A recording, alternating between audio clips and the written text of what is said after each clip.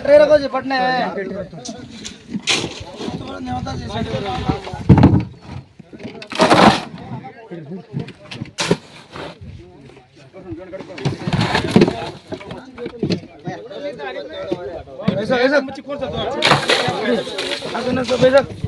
ಏನು ಮಾರುತಿ ಬಾಯಿ ಇವೆಲ್ಲ ಎಲ್ಲಿಗೆ ಇಲ್ಲ ಹೈದ್ರಾಬಾದ್ಗೆ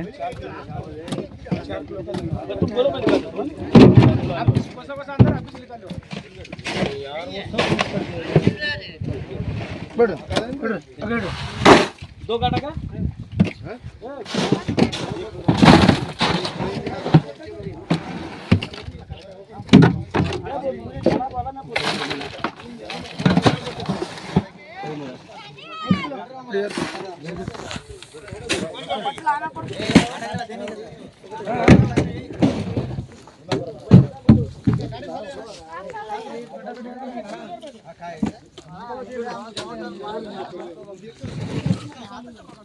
कौन से कटला के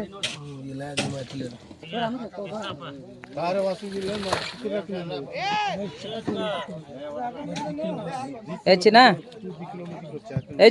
నీ పేరేంటి చెప్పు నీ పేరేంటి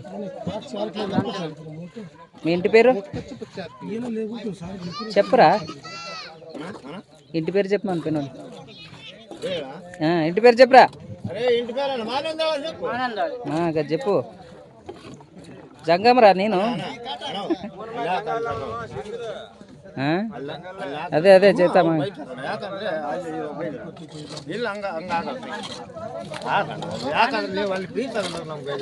ఇవి ఇట్లా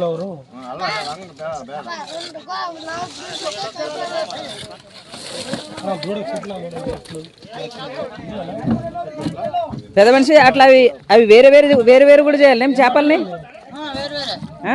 ఆ చేప వేరే ఈ చేప వేరే ఎటు చేయాలనా అంటే ఇప్పుడు మీరే సపరేట్ చేసేయాలన్నీ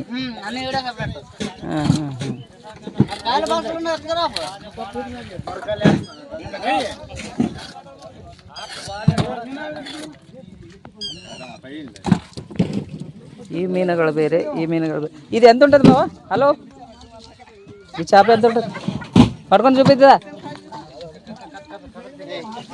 నువ్వు చూపించిన లేకుంటే పట్టుకొని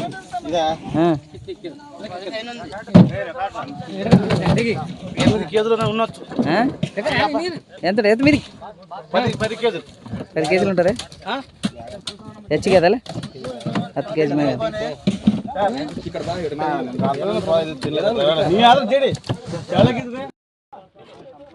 తెల్లగానే మనిషి ఆయన ఒబ్బనే తింటా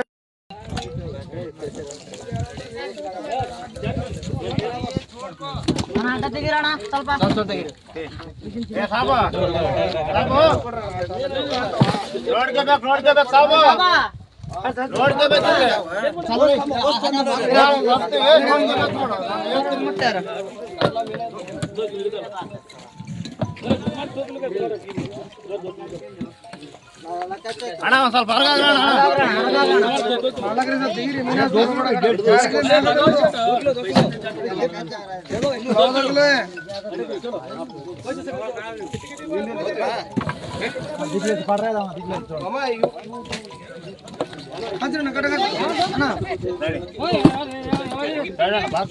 ಇವ್ರು ಕಾಟಾಸ್ತಾರ ಅವರು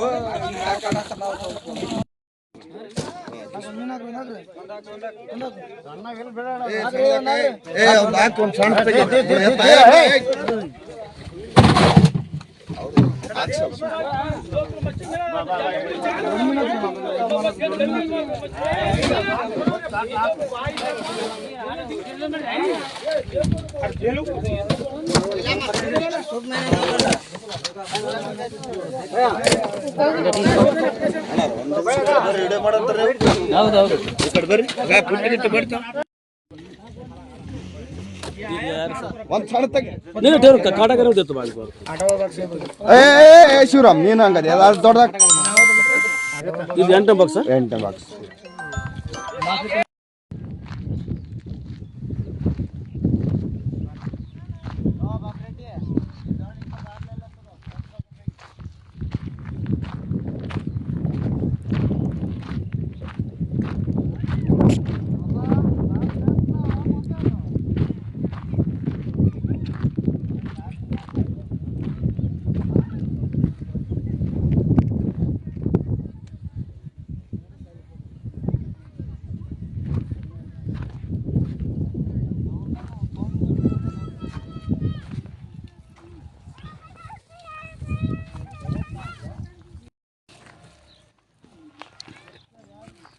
మీ ఇంటి పేరేం పెద్ద మనిషి?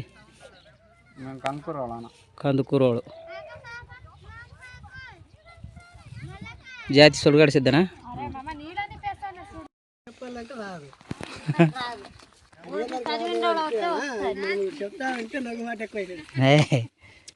ఏం నవ్వు?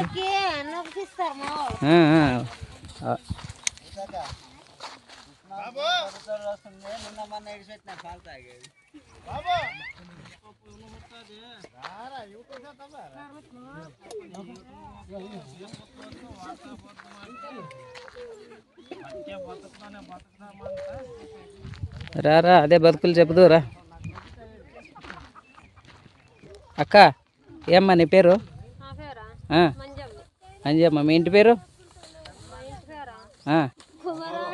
కొమరోళ. ఇక్కడ కూడా ఉన్నారు మా దగ్గర కొమరోళ్ళు. ఎన్ని సంవత్సరాల నుండి చేస్తారమ్మా ఈ పని?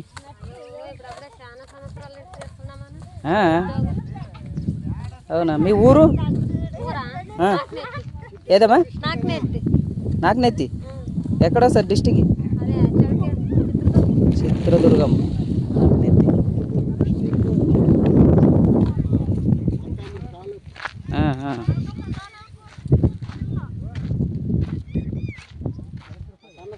కన్నడలు మాట్లాడతా పెద్ద మనిషి?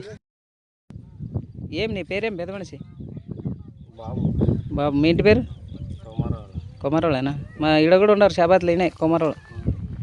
చుట్టాలు కావాలి మాకు వాళ్ళు. సిరవాటి వాళ్ళు ఉన్నారు మీ దిక్కు? మేము సిరవాటి వాళ్ళం.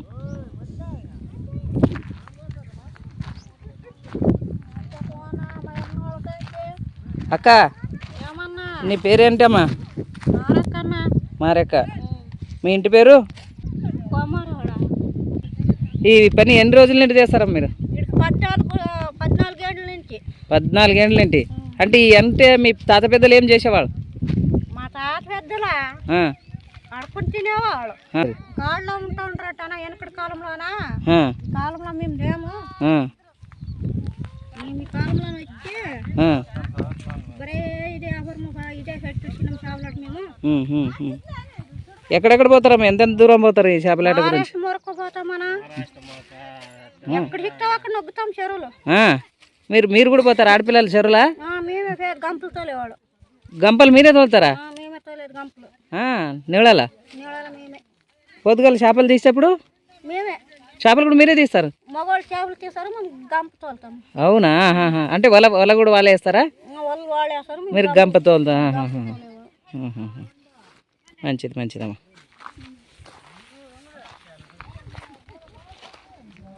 ನಮಸ್ಕಾರ. ಅಲೆಮಾರಿ ಕಲಾವೇದಿಕೆ ಚಾನೆಲ್ ವೀಕ್ಷಕರಿಗೆ ತುಂಬ ಹೃದಯದ ಧನ್ಯವಾದಗಳು. ಇವತ್ತು ಕಲಬುರಗಿ ಜಿಲ್ಲೆ ಚಿತ್ತಾಪುರ ತಾಲೂಕಾ ಆಣಿಕೇರಿ ಇಲ್ಲೊಂದು ಕೆರೆ ಇದೆ. ಆಣಿಕೇರಿ ಗ್ರಾಮದ ಒಂದು ಕೆರೆ ಇದೆ. ಈ ಕೆರೆಯಲ್ಲಿ ಮೀನುಗಾರ ಉದ್ಯಮ ಮಾಡ್ತಾರೆ ಮೀನುಗಾರರು. ಈ ಮೀನುಗಾರ ಉದ್ಯಮದಲ್ಲಿ ಮೀನುಗಾರರು ಅವರು STಯಲ್ಲಿ ಬರ್ತಾರೆ.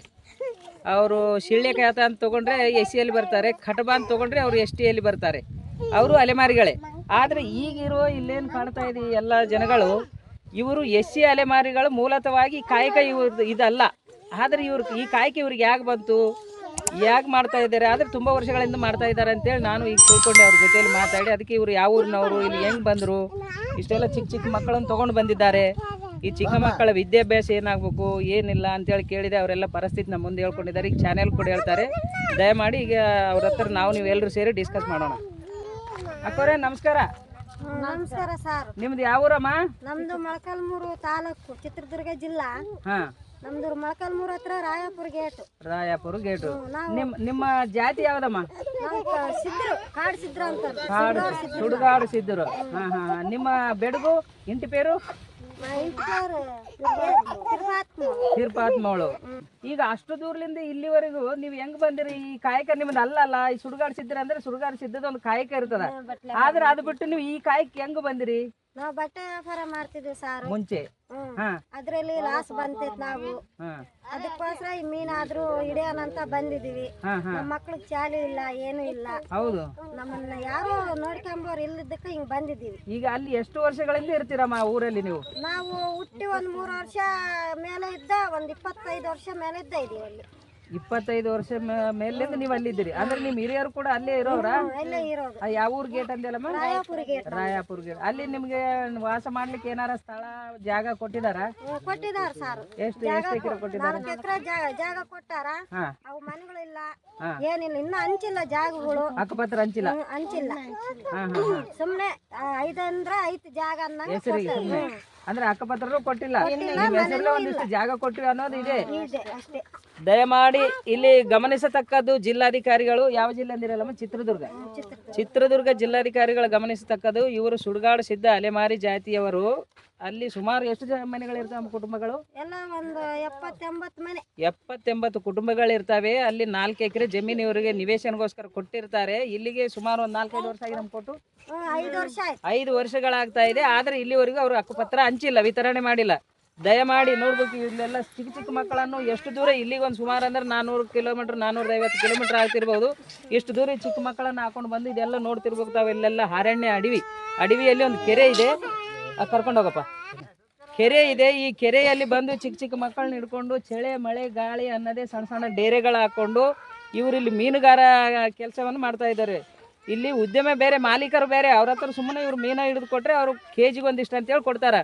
ಅದನ್ನು ತೊಗೊಂಡು ಇವರು ಉಪಜೀವನ ನಡೆಸ್ಕೊಳ್ತಾ ಇದ್ದಾರೆ. ಅಂಥ ಸಂದರ್ಭದಲ್ಲಿ ಅವ್ರಿಗೆ ಕೂಡ ಇದುವರೆಗೂ ಅವ್ರಿಗೆ ಮನೆ ನೀಡಿಲ್ಲಂತೆ. ಅಲ್ಲಿ ಜಾಗ ಕೊಟ್ಟಿದ್ದಾರಂತೆ, ಇವ್ರ ಹೆಸರಲ್ಲಿ ಜಾಗ ಕೊಟ್ಟಿದ್ದಾರಂತೆ. ದಯಮಾಡಿ ಆದಷ್ಟು ಬೇಗ ಆ ಜಾಗ ಯಾವುದು ಅಂತೇಳಿ ದಯಮಾಡಿ ಜಿಲ್ಲಾಧಿಕಾರಿಗಳು ಗುರುತಿಸಿ ಆ ಹಕ್ಕುಪತ್ರಗಳನ್ನು ಇವರಿಗೆ ವಿತರಣೆ ಮಾಡಿದರೆ ಚೆನ್ನಾಗಿರುತ್ತೆ. ಈಗ ಮುಂದೆ ಎಲೆಕ್ಷನ್ ಕೂಡ ಬರ್ತಾ ಇದೆ. ಇಂಥ ಎಲೆಕ್ಷನ್ಗಳು ಎಷ್ಟೊಂದು ಕಳೆದು ಹೋಗಿವೆ. ಆದ್ರೆ ನಮ್ಮ ಅಲೆಮಾರಿಗಳಾಗಿ ಉಳಿತಾ ಇದ್ದಾರೆ. ದಯಮಾಡಿ ಜಿಲ್ಲಾಧಿಕಾರಿಗಳ ಗಮನಕ್ಕೆ ಹೋಗುತ್ತೆ ಅಂತ ನಾನು ಬಯಸ್ತೀನಿ. ಆ ಭಾಗದಲ್ಲಿ ಇರುವಂಥ ನಮ್ಮ ಅಧ್ಯಕ್ಷರುಗಳಿದ್ದಾರೆ, ಅಲೆಮಾರಿ ಅಧ್ಯಕ್ಷರುಗಳಿದ್ದಾರೆ, ಅವ್ರಿಗೂ ಕೂಡ ಕಾಂಟ್ಯಾಕ್ಟ್ ಮಾಡ್ತೀನಿ. ಕಾಂಟ್ಯಾಕ್ಟ್ ಮಾಡಿ ಈ ವಿಡಿಯೋ ಕಳಿಸಿ ತಮ್ಮನ್ನು ಭೇಟಿ ಮಾಡ್ಲಿಕ್ಕೆ ಹೇಳ್ತೀನಿ. ದಯಮಾಡಿ ಈ ಜನಗಳಿಗೆ ಗುರುತಿಸಿ ಅವ್ರ ಹಕ್ಕುಪತ್ರ ಕೊಡ್ಬೇಕಂತೇಳಿ ಈ ಒಂದು ಸಂದರ್ಶನ ಮೂಲಕ ತಮ್ಮನ್ನು ಕೇಳ್ಕೊಳ್ತೇನೆ. ಒಳ್ಳೇದಮ್ಮ. ಅಂದ್ರೆ ಈಗ ಇಲ್ಲಿ ಏನು ಬಂದಿದ್ದೀರಲ್ಲಮ್ಮ, ನೀವು ಮೀನ ಹಿಡಿಯೋ ಸಮಯದಲ್ಲಿ ನೀವು ಕೆರೆಯಲ್ಲಿ ಇಳಿತೀರಾ? ಎಲ್ಲರೂ ಇಳಿತೀವಿ ಸರ್. ಏನ್ ಮಾಡ್ತೀರಮ್ಮ ಕೆರೆಯಲ್ಲಿ? ಹೆಂಗ್ ಹೋಗ್ತೀರಿ? ಅದೇನೋ ಡೋಣಿ ಇದೆಯಾ? ಪುಟ್ಟಿ ಐತಿ. ಪುಟ್ಟ್ಯಾಗ ಹೆಣ್ಮಕ್ಳು ಗಂಡ್ಮಕ್ಳು ಎಲ್ಲ ಹೋಗ್ತೀವಿ ನೀರಲ್ಲಿ. ಅದು ಎಷ್ಟು ಆಳವಾಗಿದ್ರು ಕೂಡ ಹೋಗ್ತೀರಿ?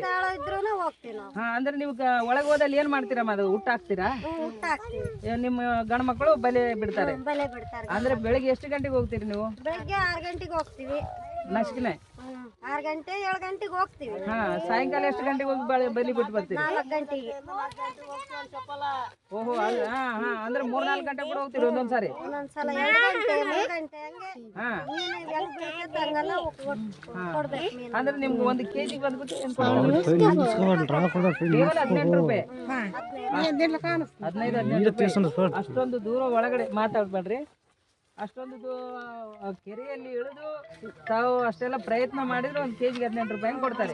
ಅಂದ್ರೆ ದಿನ ಎಷ್ಟು ಬೀಳ್ತವೆ ನಿಮಗೆ? 50 ಕೆಜಿ 60 ಕೆಜಿ 70 ಕೆಜಿ ಒಂದೊಂದ್ ಸಾರಿ ಬೀಳ್ತದೆ. ಅಂದ್ರೆ ಈಗ ಅವರು ತೂಕ ಮಾಡ್ಕೊಂಡು ಆ ದುಡ್ಡು ನಿಮ್ಗೆ ಕೊಡ್ತಾರೆ. ಅವ್ರೇನು ತಿಂಗಳ ಪೇ ಮಾಡ್ತಾರಮ್ಮ ನಿಮ್ಗೆ? ತಿಂಗಳ ಕೊಡ್ತಾರ. ಅದನ್ನ ತಿಂಬೋದಕ್ಕ ನಾವು ಇರೋದಕ್ಕ ಖರ್ಚು. ಅದು ಎಲ್ಲಿಗೆ ಸರಿ ಹೋಗುತ್ತೆ. ಏನು ಗಳಿಸೋದೇನಿಲ್ಲ ಇದರಲ್ಲಿ. ಗಳಿಸಿ ಇಲ್ಲಿವರೆಗೂ ನೀವೇನು ಹೊಲ ತಗೊಂಡಿಲ್ಲ, ಮನೆ ಕಟ್ಟಿಲ್ಲ, ಏನಿಲ್ಲ. ಒಳ್ಳೇದು. ನಿಮ್ಮ ಹೆಸರು ಏನಂದಿರಲ್ಲಮ್ಮ? ನಮ್ಮ ಹೆಸರು ಹಂಗಮ್ಮ. ಒಳ್ಳೇದಮ್ಮ. ನಮಸ್ಕಾರ. ನಮ್ಮ ಚಾನೆಲ್ಗೆ ಬಂದು ಇದುವರೆಗೆ ಹೇಳೋದಕ್ಕೆ ಪಕ್ಕದಲ್ಲಿ ಅಕ್ಕವ್ರು ಇದ್ದಾರೆ, ಅವ್ರಿಗೆ ಕೇಳೋಣ. ಇನ್ನೊಬ್ಬರು ಅಕ್ಕವ್ರು ಇದ್ದಾರೆ, ಅದೇ ಊರಿನವರು. ಅವರು ಕೂಡ ಇದೇ ಮೀನುಗಾರ ಉದ್ಯಮ ಮಾಡ್ತಾ ಇದ್ದಾರೆ. ಅವರನ್ನು ಕೂಡ ವಿಚಾರಿಸೋಣ. ಅಕ್ಕವ್ರೆ ನಮಸ್ಕಾರ. ನಿಮ್ಮ ಹೆಸರು? ಕರಿಯಮ್ಮ. ನಿಮ್ದು ಯಾವ ಊರಮ್ಮ? ಹತ್ರ ಇಡ್ಕಮ್ಮ. ಚಿತ್ರದುರ್ಗನೇನಾ? ಈಗ ನೀವು ಇಲ್ಲಿಗೆ ಯಾರ್ಯಾರು ಬಂದಿದ್ದೀರಮ್ಮ ನಿಮ್ಮ ಕುಟುಂಬದಲ್ಲಿ? ಮಕ್ಕಳು ಮರಿ ಎಲ್ಲ ಬಂದಿದ್ದೀವಿ. ಎಷ್ಟು ಜನ ಇದ್ದೀರಿ ನಿಮ್ಮ ಮನೆಯಲ್ಲಿ? ನಮ್ಮ ಮನೆಯಲ್ಲ ಬಹಳ ಜನ ಇದೆ. ಅಲ್ಲಿ ಈಗ ಇಲ್ಲಿಗೆ ಬಂದಿರೋದು ಎಲ್ಲರೂ ಇಲ್ಲೇ ಇದ್ದೀವಿ. ಅಂದ್ರೆ ಸುಮಾರು ಎಷ್ಟು ಜನ? ಒಂದು 15 ಜನ ಇದ್ದೀವಿ. ಅಬ್ಬಾ 15 ಜನ ಅಂದ್ರೆ ದೊಡ್ಡ ಕುಟುಂಬನೇ ಐತಮ್ಮ. ಆ ಎಲ್ಲ ಜನಗಳು ಇಲ್ಲಿಗೆ ಬಂದಿದ್ದೀರಿ? ಎಲ್ಲ ಜನಗಳು ಇಲ್ಲಿಗೆ ಬಂದಿದ್ದೀರಿ? ಎಲ್ಲ ಮಂದಿ ಇಲ್ಲೇ ಬಂದಿದ್ವಿ ಅಣ್ಣ. ಹಾ ಅಂದ್ರೆ ಈಗೆಲ್ಲ ಈಗೇನು ಮೀನುಗಾರ ಉದ್ಯಮ ಇದೆ ಅಲ್ಲಮ್ಮ, ಇದು ಎಲ್ಲರೂ ನಿಮ್ಮ ಮನೆಯಲ್ಲಿ ಎಷ್ಟು ಜನರು ಬಂದ್ರೆ ಅವರೆಲ್ಲರೂ ಇದೇ ಕೆಲಸ ಮಾಡ್ತಾರೆ? ಈಗ ಸಣ್ಣ ಸಣ್ಣವ್ರು ಇದಾರಲ್ಲಮ್ಮ, ಇವರು ವಿದ್ಯಾಭ್ಯಾಸ ಹಾಳಾಗುತ್ತೆ ಮತ್ತೆ ಮಕ್ಕಳಿಗೆ ಎಲ್ಲಾರು ವಿದ್ಯಾಭ್ಯಾಸ ಶಾಲೆಗೆ ಹಾಕ್ಬೋದಲ್ಲ? ಮಕ್ಕಳಿಗೆ ಶಾಲೆಗೆ ಹಾಕ್ಬೋದಲ್ಲಮ್ಮ ನೀವು? ಯಾಕೆ ಹಾಕಿಲ್ಲ? ನೋಡ್ಕೊಂಡಾರ ಯಾರು ಇಲ್ಲ.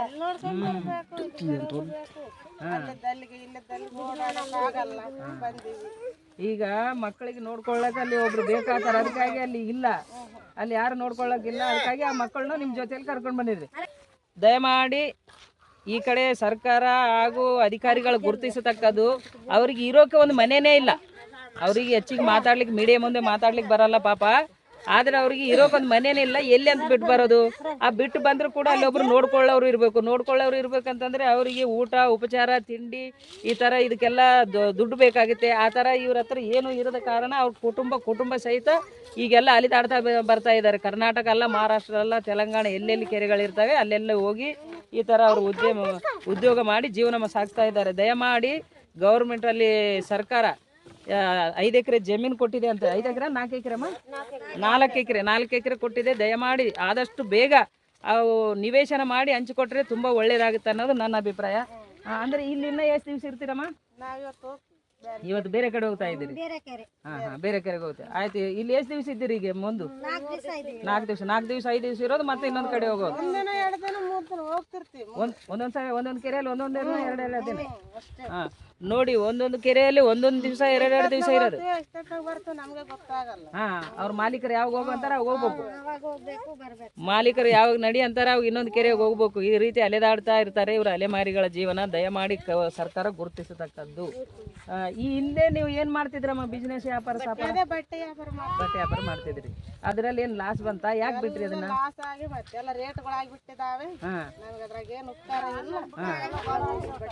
ಅದಕ್ಕಾಗಿ ಈಗ ಮೀನುಗಾರ ಉದ್ಯಮ ಶುರು ಮಾಡಿದ್ರಿ. ಹೌದೌದು. ಹಾ ಒಂದೊಂದ್ಸಾರಿ ಬೀಳಲ್ಲ, ಮೀನು ಬಿದ್ರೇನೆ ಇಲ್ಲಾಂದ್ರೆ ಇಲ್ಲ. ಒಳ್ಳೇದಮ್ಮ. ಇದುವರೆಗೆ ನಮ್ಮ ಚಾನೆಲ್ಗೆ ಬಂದು ತಮ್ಮ ಒಂದು ಜೀವನದ ಜರ್ನಿಯನ್ನು ಹೇಳಿದದಕ್ಕಾಗಿ ನಮ್ಮ ಚಾನೆಲ್ ವತಿಯಿಂದ ತಮಗೂ ಧನ್ಯವಾದಗಳು. ನಮಸ್ಕಾರ. ಇನ್ನೊಬ್ಬರು ಅಕ್ಕೋರು ಇದ್ದಾರೆ, ಅವ್ರ ಜೊತೆಯಲ್ಲಿ ಕೂಡ ಮಾತಾಡೋಣ. ಅಕ್ಕ ನಮಸ್ಕಾರಮ್ಮ. ನಿಮ್ಮ ಹೆಸರು? ಸರ್ ಮಂಜಮ್ಮ. ಮಂಜಮ್ಮ. ನಿಮ್ದು ಯಾವ ಊರಮ್ಮ? ನಮ್ಮ ಚಿತ್ರದುರ್ಗ ಜಿಲ್ಲೆ ಮೊಳಕಾಲ್ಮೂರು ತಾಲೂಕು ರಾಯಪುರ ಗೇಟ್. ಹಾ ಹೇಳಿದೆ. ಇದುವರೆಗೆ ತಮಗೆ ಅಲ್ಲಿ ಗೌರ್ಮೆಂಟ್ಲಿಂದ 1 ಲಕ್ಷ ರೂಪಾಯಿ ಲೋನ್ ಬರುತ್ತೆ. ಆ 1 ಲಕ್ಷ ರೂಪಾಯಿ ಲೋನ್ ಸಿಕ್ಕಿದೆಯಾ? ನಂತರ 1-2 ಎಕರೆ ಹೊಲ ಕೊಡೋದಿದೆಯಾ? ಅದು ಏನಾರು ಸಿಕ್ಕಿದೆಯಾ? ನಂತರ ಇನ್ನೊಂದು ಮನೆ ಒಂದು ಪ್ಲಾಟ್ ಕೊಡೋದಿದೆ, ಪ್ಲಾಟ್ ಕೊಟ್ಟ ನಂತರ ಮನೆ ಕಟ್ಟಿಕೊಡೋದಿದೆ. ಈ ರೀತಿ ಗೌರ್ಮೆಂಟ್ ಸವಲತ್ತುಗಳು ಏನಾರು ನಿಮ್ಗೆ ಸಿಕ್ಕಿವೆಯಾ? ಏನು ಸಿಕ್ಕಿಲ್ಲ ಸರ್. 1 ಲಕ್ಷ ರೂಪಾಯಿ ಕೊಡ್ತೀರಂತ ಹೇಳಿದ್ರು, ಅದು ಸುಮ್ಕೆ ಆಗ್ಬಿಟ್ರು ಅವರು. ನಾವು ಏನು ಇಟ್ಕೊಂಡಿಲ್ಲ. ಯಾಕಮ್ಮ ಅರ್ಜಿ ಸಲ್ಲಿಸಿಲ್ಲ ನೀವು ಅದಕ್ಕೆ? ಹಾಕಿಲ್ಲ. ಯಾಕಲ್ಲಿ ನಿಮ್ಮ ಯಾರನ್ನ ಅಧ್ಯಕ್ಷರು ಇರ್ಬೋದಲ್ಲ? ಅದು ಕೆಲವು ಜನ ಇರೋರು ಹಾಕಿದ್ರು, ಬಂದಿಲ್ಲ ಅದು. ಅಂದ್ರೆ ಈಗ ಲೋನಿಗೆ ಹಾಕಿರಮ್ಮ, ಲೋನ್ ಮಂಜೂರು ಆಗಿಲ್ಲ ನಿಮಗೆ? ಇನ್ನು ಮಂಜೂರಾಗಿಲ್ಲ ಸರ್. ನೋಡಿ, ದಯಮಾಡಿ ಸರ್ಕಾರ ಗುರುತಿಸತಕ್ಕದ್ದು ಅಲೆಮಾರಿಗಳಿಗೆ ಯಾವತ್ತಿಗೂ ಅಲೆದಾಡ್ಲಿಕ್ಕೆ ಬಿಟ್ಟಿದೆ. ಹೆಸರಿಗೆ ಸಾಕಷ್ಟು ಯೋಜನೆಗಳು ಜಾರಿ ಆದರೆ ಅಲ್ಲಿ ಹೋಗಿ ನಾವು ಅರ್ಜಿಗಳನ್ನು ಸಲ್ಲಿಸಿದಾಗ ಒಂದು ಜಿಲ್ಲೆಗೆ ಬಂದುಬಿಟ್ಟು ಸುಮಾರು 4,000-5,000 ಅರ್ಜಿಗಳು ಬರುತ್ತೆ. ಅಲ್ಲಿ ಲೋನ್ ಮಂಜೂರಾಗೋದು ಸುಮಾರು ಒಂದು 4ರಿಂದ 5. ಮೊನ್ನೆ ಯಾದಗಿರಿ ಡಿಸ್ಟಿಕಲ್ಲಿ ಒಂದು 5,000 4,500 ಅರ್ಜಿಗಳು ಬಂದಿದೆ. ಅಲ್ಲಿ ಕೇವಲ ಒಂದು 3 ಲೋನ್ಗಳು ಬಂದಿದೆ. ಯಾರಿಗೆ ಕೊಡಬೇಕು, ಯಾರಿಗೆ ತೊಗೊಳ್ಬೇಕು, ಈ ರೀತಿ ಇದ್ದರೆ ಅಂಥದ್ರಲ್ಲಿ ಇಂಥ ಅಲೆಮಾರಿಗಳು ನೋಡಿದ್ರೆ ಇಲ್ಲೊಂದು ಸುಮಾರು ಅಂದ್ರೆ ಒಂದು 15 ಕುಟುಂಬಗಳಿವೆ. ಚಿಕ್ಕ ಮಕ್ಕಳಿದ್ದಾರೆ. ಅಷ್ಟು ದೂರದಿಂದ ಸುಮಾರು ಒಂದು 450 ಕಿಲೋಮೀಟರ್ ದೂರ ಬಂದಿದ್ದಾರೆ. ಅವರ ಒಂದು ಪರಿಸ್ಥಿತಿ ತಾವೆಲ್ಲ ಇಲ್ಲೇ ನೋಡ್ತಾ ಇದ್ದೀರಿ. ಇಷ್ಟೆಲ್ಲ ಇವರು ಚಳಿ ಮಳೆ ಗಾಳಿ ಎಲ್ಲ ಮಕ್ಕಳನ್ನ ತಗೊಂಡು ಇಲ್ಲೇ ಜೀವನ ಮಾಡ್ತಾ ಇದ್ದಾರೆ. ಅದಕ್ಕೆ ಸರ್ಕಾರ ಏನಾದರೂ ಅಲೆಮಾರಿಗಳಿಗೆ ಲೋನ್ ಕೊಡಬೇಕು ಅಂತ ತೀರ್ಮಾನ ಮಾಡಿದ್ದೆ ಆದರೆ 5 ಲಕ್ಷದಿಂದ 25 ಲಕ್ಷದವರೆಗೂ ಕೊಟ್ಟರೆ ಅವ್ರು ಯಾವುದೋ ಒಂದು ಉದ್ಯಮ ಮಾಡಲಿಕ್ಕೆ ರೆಡಿ ಇದ್ದಾರೆ. ಸಾಕಷ್ಟು ಬಿಸ್ನೆಸ್ಗಳನ್ನು ಮಾಡ್ತಾರೆ. ಇವರಿಗೆಲ್ಲ ಬಿಸ್ನೆಸ್ ಮೈಂಡ್ ಇದೆ. ಅದರಲ್ಲಿ ದುಡ್ಡಿಲ್ಲದ ಕಾರಣ ಅವರು ಬೇರೆ ಒಂದು ಮೀನುಗಾರ ಉದ್ಯಮ ಮಾಡ್ಕೊಂತ ಇಲ್ಲಿವರೆಗೆ ಬಂದಿದ್ದಾರೆ. ಈಗ ಒಂದು ವೇಳೆ ಸರ್ಕಾರ ಒಂದು 4 ಲಕ್ಷ 5 ಲಕ್ಷ ನಿಮಗೆ ಲೋನ್ ಕೊಟ್ಟರೆ ನೀವೇನಾದ್ರು ಬೇರೆ ವ್ಯಾಪಾರಗಳು ಮಾಡ್ಲಿಕ್ಕೆ ಅನುಭವ ಇದೆ ಅಮ್ಮ ತಮಗೆ? ಏನು? ಹಾಂ, ಬಟ್ಟೆ ವ್ಯಾಪಾರ ಮಾಡ್ಕೊಂಡು ಮಕ್ಕಳು ಶಾಲೆಗೆ ಹಾಕೊಂಡು ಇರ್ತೀವಿ. ಶಾಬಾಸ್. ಇದು ಅಂದ್ರೆ ಒಂದು ಕಡೆ ಇರ್ಲಿಕ್ಕೆ ಅನುಕೂಲ ಆಗ್ತದೆ ಅಂತೀರಿ. 5 ಲಕ್ಷದಿಂದ 25 ಲಕ್ಷ ರೂಪಾಯಿ ಡಿಮ್ಯಾಂಡ್ ಆದ ನಮ್ಮ ಸರ್ಕಾರಕ್ಕೆ. ಅದಕ್ಕೆ ಆ ರೀತಿ ಏನಾರು ಕೊಟ್ಟರೆ ಒಂದು ಕಡೆ ಇರ್ಲಿಕ್ಕೆ ಬಯಸ್ತೀರಿ. ನಾವೇನ ಮಕ್ಕಳು ಓದಿಸ್ಕೊಂಡು ಇರ್ತೀವಿ. ಹೌದಲ್ಲಮ್ಮ? ನೋಡಿ ಪಾಪ ಅವ್ರು ಹೇಳ್ತಾ ಇದ್ದಾರೆ, ನಮಗೇನಾರು ಒಂದಿಷ್ಟು ಲೋನ್ ಸರ್ಕಾರ ಕೊಟ್ಟು ಒಂದು ಗುರುತಿಸಿ ಮನೆ ಕೊಟ್ಟರೆ ನಮ್ಮ ಮಕ್ಕಳನ್ನ ಒಂದು ಕಡೆ ಇದ್ದು ಓದಿಸ್ತೀವಿ, ನಾವು ಬಿಸ್ನೆಸ್ ಮಾಡ್ತೀವಿ, ನಮ್ಮ ಮಕ್ಕಳನ್ನ ಸಲುಕೊಂತೀವಿ ಅಂತಾರೆ. ದಯಮಾಡಿ ಸರ್ಕಾರ ಅಲೆಮಾರಿಗಳ ಮೇಲೆ ಏನಾರು ಸ್ವಲ್ಪ ಕಿಂಚಿತವಾದರೂ ಕರುಣೆ ಇದ್ದರೆ ಒಂದು 5 ಲಕ್ಷದಿಂದ 25 ಲಕ್ಷ ನೇರ ಸಾಲದಲ್ಲಿ ಕೊಡುವಂಥ ಯೋಜನೆ ಹಾಕೊಳ್ಳಿ ದಯಮಾಡಿ. ಇದು ಬಡವರ ಪರವಾಗಿರುವಂಥ ಸರ್ಕಾರವಿದೆ. ಮಾನ್ಯ ಮುಖ್ಯಮಂತ್ರಿ ಸಿದ್ದರಾಮಯ್ಯನವರು, ಉಪಮುಖ್ಯಮಂತ್ರಿ DK ಶಿವಕುಮಾರ್ ಅವರಿಗೆ ಕೈ ಜೋಡಿಸಿ ವಿನಂತಿ ಮಾಡ್ಕೊಳ್ತೀನಿ. ಸಾಕಷ್ಟು ಜನರು ಇದ್ದಾರೆ, ಇಷ್ಟೆಲ್ಲ ಕುಟುಂಬಗಳು ಬೀದಿಗೆ ಬಂದಿವೆ. ಸಾಕಷ್ಟು ಇವರು ಇಷ್ಟೇ ಅಲ್ಲ, ನಮ್ಮ ಅಲೆಮಾರಿಗಳು ಯಾವ ಜಿಲ್ಲೆಯಲ್ಲಿ ಹೋದರೂ ಕೂಡ ಇದೇ ಪಾಡಿನಲ್ಲಿರ್ತಾರೆ, ಇದೇ ಒಂದು ಪರಿಸ್ಥಿತಿಯಲ್ಲಿರ್ತಾರೆ. ದಯಮಾಡಿ ಇವ್ರನ್ನ ಗುರುತಿಸ್ಬೇಕಂತೇಳಿ ಕೇಳ್ಕೊತೀನಿ. ಒಳ್ಳೇದಮ್ಮ. ಇದುವರೆಗೂ ನಮ್ಮ ಚಾನೆಲ್ಗೆ ಬಂದು ತಾವು ಮಾತಾಡಿದ ಇದಕ್ಕೆ ತುಂಬ ಧನ್ಯವಾದಗಳು. ನಮಸ್ಕಾರ ಅಣ್ಣವ್ರೆ. ನಮಸ್ಕಾರ. ನಮಸ್ಕಾರ. ನಿಮ್ಮ ಹೆಸರು? ನಮ್ಮ ಹೆಸರು ಕೃಷ್ಣಪ್ಪ. ನಿಮ್ಮ ಯಾವ ಊರು, ಯಾವ ಡಿಸ್ಟಿಕ್ ನಿಮ್ಮದು? ನಮ್ಮದು ಚಿತ್ರದುರ್ಗ ಡಿಸ್ಟಿಕ್ಕು, ಮೊಳಕಾಲ್ಮೂರು ತಾಲೂಕು, ರಾಯಪುರ ಗ್ರಾಮ. ನೀವು ಯಾವ ಸಮಾಜದವರು? ನಾವು ಸುಡುಗಾಡು ಸಿದ್ಧ ಸಮಾಜದವರು. ಆದರೆ ಸುಡುಗಾಡು ಸಿದ್ಧರ ಕಾಯಕ ಇದಲ್ಲಲ್ಲ, ನೀವು ಇದನ್ನ ಹೆಂಗ್ ಮಾಡ್ತಾ ಇದ್ರಿ ಮೀನುಗಾರಿಕೆ ಉದ್ಯಮ ಅಂತ ಹೇಳಿ? ನಾವು ಫಸ್ಟ್ ಎಲ್ಲ ಕಾಯಕ ಮಾಡಿದ್ದೀವಿ, ವ್ಯಾಪಾರ ಮಾಡಿದ್ದೀವಿ, ಎಲ್ಲ ಮಾಡಿ ಎಲ್ಲ ಲಾಸ್ ಬಂದು ಎಲ್ಲ ಬಂಡವಾಳ ಹಾಕಿ ಲಕ್ಷಾನುಗಟ್ಟಲೆ ಬಂಡವಾಳ ಹಾಕಿ ಸಾಲಗಳು ಮಾಡಿ ಎಲ್ಲ ಮಾಡಿ ಎಲ್ಲ ಲಾಸ್ ಬಂದಿದ್ದಕ್ಕೆ ಅದೆಲ್ಲ ಕೈ ಬಿಟ್ಟು ಮಕ್ಕಳು ಮರಿನೆಲ್ಲ ಕರ್ಕೊಂಡು ಹಿಂಗೆ ಕೆರೆಗೆ ಮೀನು ಹಿಡಿಯಕ್ಕಂತ ಬಂದ್ವಿ. ಅಂದ್ರೆ ಮುಂಚಿತವಾಗಿ ಎಲ್ಲ ಕಾಯಕಗಳು ಮಾಡಿರಿ, ನಂತರ ವ್ಯಾಪಾರಗಳು ಮಾಡಿರಿ, ಅದರೆಲ್ಲ ಲಾಸ್ ಬಂದ ಕಾರಣಕ್ಕಾಗಿ ಈ ಯಾವುದೋ ಒಂದು ಮೀನುಗಾರ ಉದ್ಯಮ ಕಲ್ಕೊಂಡು ಇದರಲ್ಲಿ ಬಂದಿದ್ದೀರಿ. ಇದರಲ್ಲಿ ಬಂದ್ವಿ. ಪರವಾಗಿಲ್ಲ. ಅಂದ್ರೆ ನೀವು ಈ ರೀತಿ ಈ ಕಡೆ ಬರೋದ್ರಲ್ಲಿಂದ ನಿಮ್ಮ ಮಕ್ಕಳ ವಿದ್ಯಾಭ್ಯಾಸ ಹಾಳಾಗ್ತಾ ಇದೆಯಲ್ಲ, ಅದ್ರ ಬಗ್ಗೆ ಏನ್ ಹೇಳ್ತೀರಿ? ಅಲ್ಲಿ ನಮ್ಗೆ ನಿಲಕಟ್ಟಾಗಕ್ಕೆ ಒಂದು ಜಾಗ ಇಲ್ಲಲ್ಲ, ಒಂದು ಜಾಗ ಇಲ್ಲ, ಒಂದು ಸ್ಥಳ ಇಲ್ಲ, ಒಂದು ಮನೆ ಇಲ್ಲ, ಒಂದು ಮಠ ಇಲ್ಲ. ಒಂದು ಮನೆ ಮಠ ಇದ್ದಿದ್ರೆ ಅಲ್ಲಿ ಮಕ್ಕಳು ಮರನ್ನ ಕಟ್ಕೊಂಡು ಹೆಣ್ಮಕ್ಳು ಅಲ್ಲಿ ಬಿಟ್ಟು ನೀವು ಅದ್ರ ಬರ್ಲಿಕ್ಕೆ ಅನುಕೂಲ ಆಗ್ತದೆ. ಆದ್ಮೇಲೆ ನಾವು ಅನುಕೂಲ ಮಾಡ್ಕೊಂಡು ಏನೋ ಒಂದು ವ್ಯಾಪಾರ ಮಾಡ್ಕೊಂಡು ಜೀವನ ಮಾಡ್ತಿದ್ವಿ. ಏನಿಲ್ಲಲ್ಲ, ಏನಿಲ್ಲದಕ್ಕೆ ಮತ್ತೆ ಅಲ್ಲಿ ಬಿಟ್ಟು ಬಂದ್ರೆ ಅಲ್ಲಿ ಯಾರು ನೋಡ್ಕೊಂಬರಿಲ್ಲ, ಮತ್ತೆ ಅಲ್ಲಿದ್ರೆ ನಮ್ಮ ಹೊಟ್ಟೆ ತುಂಬಲ್ಲ. ಹಂಗಾಗಿ ನಾವು ಹಿಂಗೆ ಪರಸ್ಥಳ ಬರ್ಬೇಕಾಗ್ತದೆ. ಅಂದ್ರೆ ಈಗ ಸರ್ಕಾರದಿಂದ 1 ಲಕ್ಷ ರೂಪಾಯಿ ಲೋನ್ ಅಂತ ಇದೆ, ನಂತರ 2 ಎಕರೆ ಹೊಲ ಕೊಡ್ಬೇಕಂತಿದೆ, ತದನಂತರ ಜಾಗ ಕೊಡ್ಬೇಕು, ಜಾಗದ ಮೇಲೆ ಮನೆ ಕೊಡ್ಬೇಕು ಅಂತ ಇವೆಲ್ಲ ಯೋಜನೆಗಳಿವೆ. ಇವು ಯಾವ ನಿಮಗೆ ಸಿಕ್ಕೇ ಇಲ್ವಾ ನಿಮ್ಮ ಸಮಾಜಕ್ಕೆ? ಒಂದು ಲೋನ್ ಬಂದಿಲ್ಲ, ಒಂದು ಇದು ಯಾವುದು ಬಂದಿಲ್ಲ ನಮ್ಗೆ ಇದುವರೆಗೆ ಯಾವುದು ಬಂದಿಲ್ಲ. ಸುಮಾರು ಅಲ್ಲಿ ನೀವು ಎಷ್ಟು ವರ್ಷಗಳಿಂದ ನಿವಾಸಿಗಳಾಗಿದ್ದೀರಿ? ನಾವು ಆ ಊರಾಗ ಒಂದು 40 ವರ್ಷ. 40 ವರ್ಷ ಸನಿಯಾಗಿ ಬಂತು. 40 ವರ್ಷ ಆಯ್ತು. ನಾ ಇನ್ನೂ ಹುಟ್ಟಿರಲಿಲ್ಲ, ಆವಾಗಲಿಂದ ಬಂದು ಅಲ್ಲಿ ಕಾಲ ಮಾಡಿದ್ರು ನಮ್ಮ ತಾತವರು, ನಮ್ಮ ಅಪ್ಪವರು. ಮತ್ತು ನಾವು ಹುಟ್ಟಿದ ಮ್ಯಾಗ ಅಲ್ಲೇ ನಾವು ಬೆಳೆದ್ವಿ, ಅಲ್ಲೇ ಹುಟ್ಟಿವಿ, ಅಲ್ಲೇ ಬೆಳೆದ್ವಿ, ಅಲ್ಲೇ ಮದುವೆ ಆದ್ವಿ, ಅಲ್ಲೇ ಮಕ್ಕಳಾದರು. ಏನಾದರೂ ಇಷ್ಟು ಹುಟ್ಟಿ ನಾವು ಇಷ್ಟು ಈ ವಯಸ್ಸಿಗೆ ಬಂದರೂ ಕೂಡ ಇನ್ನು ನಮಗೇನು ಸರ್ಕಾರದಿಂದ ಏನೂ ಉಪಯೋಗ ಇಲ್ಲ, ಯಾವುದೇ ಯೋಜನೆಗಳು ಸಿಕ್ಕಿಲ್ಲ. ಆದರೆ ಇನ್ನೊಂದು, ನಿಮಗೆ ರೇಷನ್ ಕಾರ್ಡು, ಆಧಾರ್ ಕಾರ್ಡ್ಗಳಿವೆ ಅಲ್ಲಿ? ರೇಷನ್ ಕಾರ್ಡು, ಆಧಾರ್ ಕಾರ್ಡ್ ಇದೆ, ವೋಟಿಂಗ್ ಚೀಟಿನೂ ಇದೆ. ಅಂದರೆ ರಾಜಕಾರಣಿಗಳು ನಿಮಗೆ ಓಟ್ಗೋಸ್ಕರ ಬಳಸ್ಕೊಂತಾರೆ ವಿನ ನಿಮ್ಗೆ ಯಾವುದೇ ಸೌಲಭ್ಯಗಳನ್ನು ಮಾಡಿಕೊಟ್ಟಿಲ್ಲ ಇದುವರೆಗೂ. ರಾಜಕಾರಣಿಗಳಾಗ್ಬೋದು ಅಥವಾ ಯಾವುದೇ ಇವರು ಅಧಿಕಾರಿಗಳಾಗಿರ್ಬೋದು, ಇವ್ರ ಹತ್ತ ಹೆಚ್ಚಿಗೆ ಚಿತ್ತಾರಿಸಿಲ್ಲ ಅನ್ನೋದು ನನ್ನ ಭಾವನೆ. ಈಗ ಅಲ್ಲೇನೋ ಒಂದು 4 ಎಕರೆ ಜಮೀನು ಕೊಟ್ಟಾರಂತ ಹೇಳ್ತಾ ಇದ್ರು ಅಕ್ಕ ಅವರು, ಇದು ನಿಜಾನಾ? ಕೊಟ್ಟಿದ್ದಾರೆ, ಒಂದು 4 ಎಕರೆಯಿಂದ 5 ಎಕರೆ ಕೊಟ್ಟಿದ್ದಾರೆ. ಅದು ಈ ವರ್ಷ, ನಾಳೆ ವರ್ಷ, ಆಗ ವರ್ಷ ಅಂತ 5 ವರ್ಷ ಆಯ್ತು, ಅದನ್ನೇನು ಮಾಡಿಲ್ಲ. ಸೈಟ್ ಮಾಡಿದ್ದಾರೆ, ಅದ್ರಾಗ ಹೋಗಿ ಹಿಂಗೆ ಇದೆ ಬೇರೆಗಳು ಹಾಕೊಂಡಿದ್ದೀವಿ, ಎಲ್ಲ ಟೆಂಟ್ಗಳು ಹಾಕೊಂಡು ಹಕ್ಕುಪತ್ರಗಳು ಕೊಟ್ಟಿಲ್ಲ. ನಿಂದು ಅಂತ ಯಾರಿಗೂ ಹೇಳಿಲ್ಲ ಇನ್ನು. ಅಂದ್ರೆ ಟೋಟಲ್ ಆಗಿ ನೀವು ಇರೋದು ಅದೇ ಜಾಗದಲ್ಲಿ ಇದ್ರಿ, ಆದ್ರೆ ನಿನ್ನ ಜಾಗ ಇದು ಅಂತ ಹೇಳಿ ಹಂಚಿಕೆ ಮಾಡಿಲ್ಲ, ಅವಾಗ ನಂಬರ್ ಹಾಕಿಲ್ಲ, ನಂಬರ್ ಹಾಕಿಲ್ಲ. ಮತ್ತೆ ಮನೆ ಕೊಡ್ತೀನಂತ ಹೇಳಿದ್ರು, ಇದುವರೆಗೂ ಮನೆ ಕಟ್ಟಿಲ್ಲ, ಮನೆ ಕೊಟ್ಟಿಲ್ಲ. ನೋಡಿ, ಸರ್ಕಾರ ಸುವರ್ಣ ಕರ್ನಾಟಕ, ನಂತರ ಗುಡಿಸಲು ಮುಕ್ತ ಕರ್ನಾಟಕ ಅಂತೇಳಿ ಏನೇನೋ ಹೇಳ್ತಿರ್ತಾರ. ಆದರೆ ಇವರು ಸುಮಾರು 40 ವರ್ಷಗಳಿಂದ ಇವರು ಹುಟ್ಟಿದ್ದಲ್ಲಿಂದ ಅಲ್ಲೇ, ಅಂದರೆ ಇವರ ಒಂದು ಮುತ್ತೆ, ಅಂದರೆ ಇವರ ಹಿರಿ ತಾತ ಅವರ ಒಂದು ತಲೆಮಾರಿನಿಂದ ಅಲ್ಲೇ ಇದ್ದಾರೆ. ಅದಕ್ಕಾಗಿ ಇನ್ನೂವರೆಗೂ ಅವ್ರಿಗೂ ಆ ಜಾಗ ತೋರಿಸಿದ್ದಾರೆ, ಆ ಜಾಗದಲ್ಲಿ ನಿವಾಸಿಗಳೇ ಆಗಿಯೂ ಕೂಡ ಇದ್ದಾರೆ. ಆದರೆ ಅದಕ್ಕೆ ಹಕ್ಕುಪತ್ರ ಹಂಚಿಲ್ಲ. ತದನಂತರ ಅವರಿಗೆ ಆ ಹಕ್ಕುಪತ್ರಗಳ ಮೇಲೆ ಮನೆ ಮಂಜೂರು ಮಾಡಿ ಕೊಟ್ಟಿಲ್ಲ. ಇದು ಬಹಳ ಶೋಷಣೀಯವಾಗಿದ್ದಂಥ ವಿಷಯವಾಗಿದೆ. ಅದಕ್ಕಾಗಿ ಅವ್ರು ಹೇಳ್ತಾ ಇದ್ದಾರೆ, ನೋಡಿ ಸರ್, ನಾವು ಅಲ್ಲಿ ಇರಬೇಕಾದ್ರೆ ನಮ್ಮ ಮಕ್ಕಳಿಗೆ ವಿದ್ಯಾಭ್ಯಾಸ ಕಲಿಸ್ಬೇಕಾದ್ರೆ ನಮಗೊಂದು ಮನೆ ಅಂತ ಬೇಕು. ಅಲ್ಲಿ ನಮ್ಮ ಹೆಣ್ಮಕ್ಳನ್ನ ಬಿಟ್ಟು ಬರ್ಬೋದು. ಅವರು ವಿದ್ಯಾಭ್ಯಾಸಕ್ಕೆ ಮಕ್ಕಳನ್ನ ಕಳಿಸಿದ್ರು ಸಹಿತ ನಾವು ಇಲ್ಲಿ ಬಂದು ದುಡಿದು ನಾವು ಮನೆಗೆ ಹೋಗ್ಬೋದು. ಆದರೆ ನಮಗೊಂದು ನೆಲೆನೇ ಇಲ್ಲ, ಒಂದು ಮನೆನೇ ಇಲ್ಲ, ನಿವಾಸವೇ ಇಲ್ಲ ಅಂತಂದರೆ ನಾವು ಎಲ್ಲಿ ಬಿಟ್ಟು ಬರಲಿಕ್ಕಾಗುತ್ತೆ ಮಕ್ಕಳನ್ನು ಅಂತ ಹೇಳ್ತಾರೆ. ದಯಮಾಡಿ ಸರ್ಕಾರ ಹಾಗೂ ಅಧಿಕಾರಿಗಳು, ರಾಜಕಾರಣಿಗಳು ಇವರನ್ನು ಗುರುತಿಸಿ ಇಮ್ಮಿಡಿಯೇಟ್ಲಾಗಿ ಆ ಒಂದು ಜಾಗವನ್ನು, ಹಕ್ಕುಪತ್ರಗಳನ್ನು ಇವರ ಹೆಸರಲ್ಲೇ ಮಾಡಿಕೊಡ್ತಾರೆ ಅಂತೇಳಿ ನಾನು ನಂಬ್ತೀನಿ. ಅಧ್ಯಕ್ಷರು ಇರ್ತಾರೆ, ಅವರಿಗೂ ರೆಫರ್ ಮಾಡ್ತೀನಿ, ಅವರು ಬಂದು ನಿಮ್ಮ ಜಿಲ್ಲಾಧಿಕಾರಿಗಳನ್ನು ಕಾಣ್ತಾರೆ. ದಯಮಾಡಿ ನೀವು ಇವರ ಒಂದು ಜಾಗ ಕೊಟ್ಟಿರುವಂಥ ಜಾಗನ ನಿವೇಶನಗಳು ಮಾಡಿ ಅದಕ್ಕೆ ನಂಬರ್ಗಳು ಹಾಕಿ ಅವರವರ ಹಕ್ಕುಪತ್ರಗಳು ವಿತರಣೆ ಮಾಡ್ತಾರೆ ನಾನು ಕೇಳ್ಕೊಳ್ತಾ ಇದ್ದೀನಿ. ಸರ್, ಈಗ ಒಂದು ವೇಳೆ ಅಲ್ಲಿ ನಿಮಗೆ ಕೊಟ್ಟಿರೋಂಥ ಜಾಗ ನಿಮ್ಮ ಹೆಸರಲ್ಲೇ ಮಾಡಿ ಅದ್ರ ಮೇಲೆ ಮನೆ ಕಟ್ಟಿಕೊಟ್ರೆ ನೀವು ಅಲ್ಲಿದ್ದು ನಿಮ್ಮ ಹೆಣ್ಮಕ್ಳನ್ನ ಅಲ್ಲಿ ಬಿಟ್ಟು ಮಕ್ಕಳಿಗೆ ವಿದ್ಯಾಭ್ಯಾಸ ಕಲಿಸ್ಲಿಕ್ಕೆ ಆಗ್ತದೆ ಅಂತೀರಿ? ಕಲಿಸ್ತೀವಿ, ಆಗುತ್ತೆ. ಆದ್ರೂ ನಮ್ಗೆ ಏನೋ ವ್ಯಾಪಾರ ಮಾಡ್ಕೊಂಬಕ್ ಏನೋ ಲೋನೋ ಗೀನೋ ಪಾನೋ ಏನೋ ಕೊಟ್ರೆ ಅದ್ರ ಮೇಲೆ ನಾವೇನೋ ಜೀವನ ಮಾಡ್ಬೋದು. ಈಗಿರೋ ಪರಿಸ್ಥಿತಿಯಲ್ಲಿ ಒಂದು 50,000 ಅಂತ ಇದೆ, ನಂತರ 1,00,000 ರೂಪಾಯಿ ಅಂತಿದೆ. ಆ ರೀತಿ ಲೋನ್ಗಳು ಇದೆ ಇದುವರೆಗೂ. ಆದ್ರೆ ಅಂತವೇನು ಮುಟ್ಟಿಲ್ಲ ನಿಮ್ಗೆ? ನಮ್ಗೆ ಏನು ಮುಟ್ಟಿಲ್ಲ. ಒಂದ್ಸರಿ ಇಲ್ಲಿ 1 ತಿಂಗಳು 2 ತಿಂಗಳು ಮುಂಚೆ ಲೋನ್ 1,00,000 ರೂಪಾಯಿ ಲೋನ್ ಕೊಡ್ತೀನಿ ಅಂತ ಹೇಳಿದ್ರು. ಅದಕ್ಕೆ ಎಲ್ಲ ಅರ್ಜಿ ಹಾಕಿ ಬಂದ್ರು ನಮ್ಮ ಹೆಣ್ಮಕ್ಳ ಹೆಸರು ಮೇಲೆ ಕೊಡ್ತೀನಿ ಅಂತ ಹೇಳಿದ್ರು. ಹೆಣ್ಮಕ್ಳೆಲ್ಲ ಹೋಗಿ ಇಲ್ಲಿಂದ 1,000 ರೂಪಾಯಿ ಚಾರ್ಜ್ ಇಟ್ಕೊಂಡು ಹೋಗಿ ಎಲ್ಲ ಖರ್ಚು ಮಾಡಿ 2,000-3,000 ರೂಪಾಯಿ ಖರ್ಚು ಮಾಡಿ ಲೋನ್ ಎಲ್ಲ ಮಾಡಿಸಿ ಬಂದ್ರು. ಇದುವರೆಗೂ ಅದು ಯಾವುದು ಬಂದಿಲ್ಲ ನೋಡಿ. ಇವೆಲ್ಲ ಕನ್ನಡಿಯ ಒಳಗಿನ ಗಂಟುಗಳಂತೆ ಅಲೆಮಾರಿಗಳಿಗೆ ಯಾವೂ ಸಿಗಲ್ಲ. ಇವೆಲ್ಲ ನೋಡ್ತಾ ಇದ್ರೆ ನಾವು ಶಾಪ ಆಗ್ಬೇಕು ಅನಿಸುತ್ತೆ. 60-75 ವರ್ಷಗಳ ದಾಟಿ ಸಹಿತ ನಾವು ಹಿಂಗೆಲ್ಲ ಅಲೆದಾಡ್ತಾ ಬರ್ತೀವಿ ಅಂತಂದ್ರೆ ನಾವು ಯಾವ ಸರ್ಕಾರ ಇದ್ದು ಏನು ಸ್ವಾತಂತ್ರ್ಯ ಅಂತಾರೆ, ಇದಕ್ಕೂ ನಮ್ಗೆ ಇನ್ನೂ ಸ್ವಾತಂತ್ರ್ಯನೇ ಸಿಕ್ಕಿಲ್ಲ. ಹೌದಿಲ್ಲ ಸರ್, ನಮ್ಗಿನ್ನೂ ಸ್ವಾತಂತ್ರ್ಯನೇ ಸಿಕ್ಕಿಲ್ಲ. ಇಷ್ಟೆಲ್ಲ ಈ ಊರಿಂದ ಊರಿಗೆ ನಮ್ಮ ಮಕ್ಕಳು ತಗೊಂಡು ಇಲ್ಲೆಲ್ಲ ಅಡವಿ, ಈ ಕಡೆ ಎಲ್ಲ ತೋರಿಸ್ತೀನಿ ನಿಮಗೆ. ಈ ಕಡೆ ಎಲ್ಲ ಶುದ್ಧ ಬೆಟ್ಟ ಇದೆ, ಬೆಟ್ಟದಲ್ಲಿ ಒಂದು ಕೆರೆ ಇದೆ. ಕೆರೆಯಲ್ಲಿ ಬಂದು ಇವರೆಲ್ಲ ಸಣ್ಣ ಸಣ್ಣ ಡೇರೆಗಳು ಹೊಡ್ಕೊಂಡು ಚಿಕ್ಕ ಮಕ್ಕಳನ್ನು ಚಳಿ ಮಳೆ ಗಾಳಿ ಅನ್ನೋದೇ ಇಲ್ಲೇ ಇದ್ದಾರೆ. ಇಲ್ಲಿ ಪಕ್ಕದಲ್ಲಿ ಯಾವುದೇ ಹಾಸ್ಪಿಟ್ಲ್ ಕೂಡ ಇಲ್ಲ. ಇಲ್ಲಿಂದ ಸುಮಾರು ಒಂದು 20 ಕಿಲೋಮೀಟರ್ ದೂರ ಹಾಸ್ಪಿಟ್ಲ್ಗಳಿವೆ. ನೈಟ್ನಲ್ಲಿ ಏನಾರು ಆದರೆ ಇವ್ರ ಪರಿಸ್ಥಿತಿ.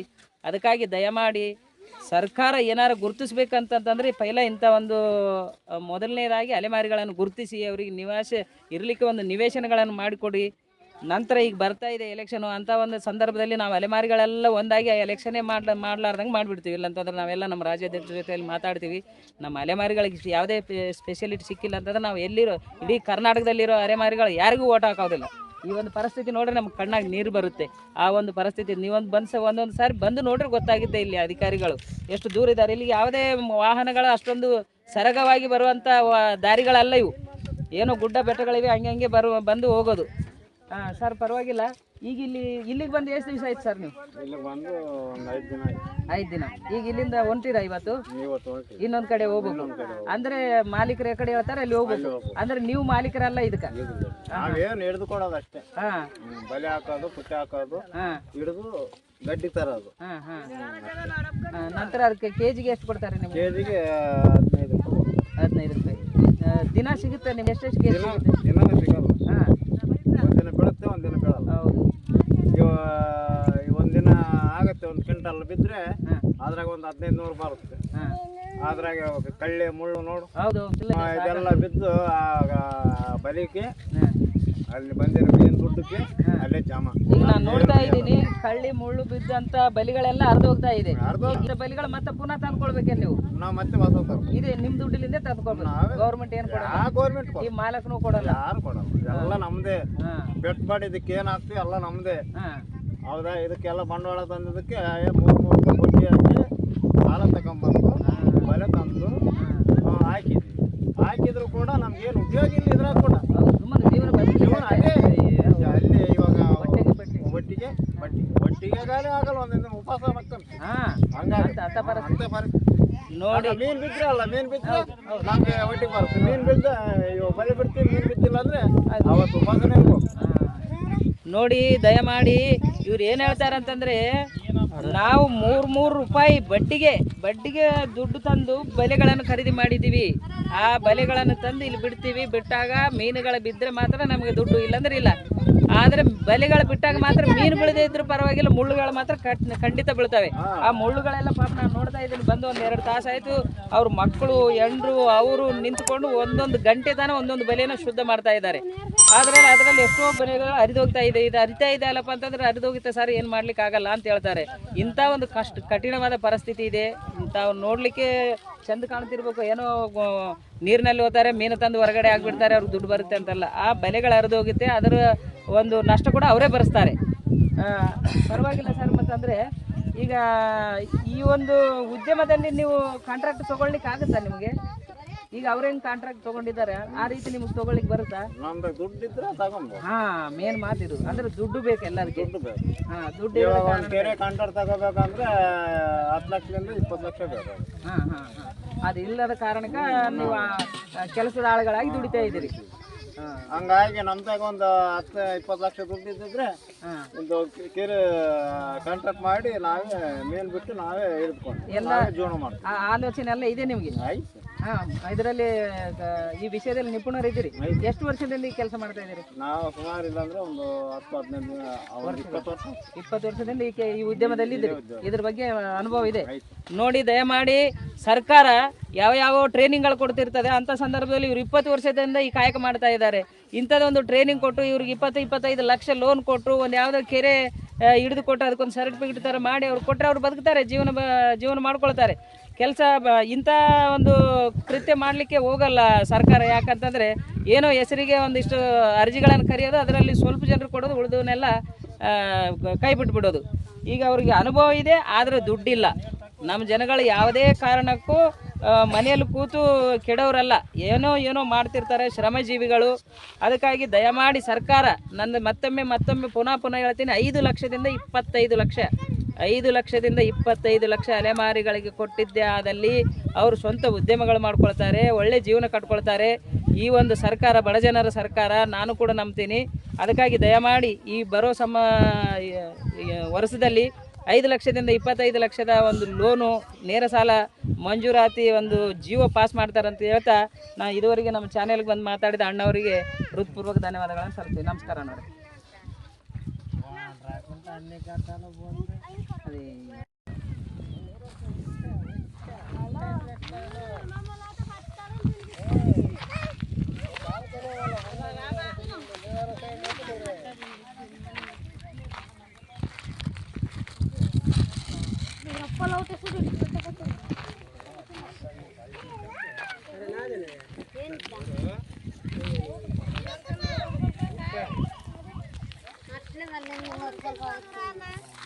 కానేమా లే సెల్లెలు చేసింది సెల్లెలు ఇచ్చిన కదమ్మా ఈ షేడ్లన్నీ మనవాళ్ళవే ఈ షేర్ కూడా ఇప్పుడు మీరు ఉన్న నిలబడిన షేర్ కూడా మనవాళ్ళది అమ్మినారు దీన్ని అంటే ఇప్పుడు ఇంకొక గంట గిడసాలి మీరు ఏంటండి ఇవన్నీ చేసుకొని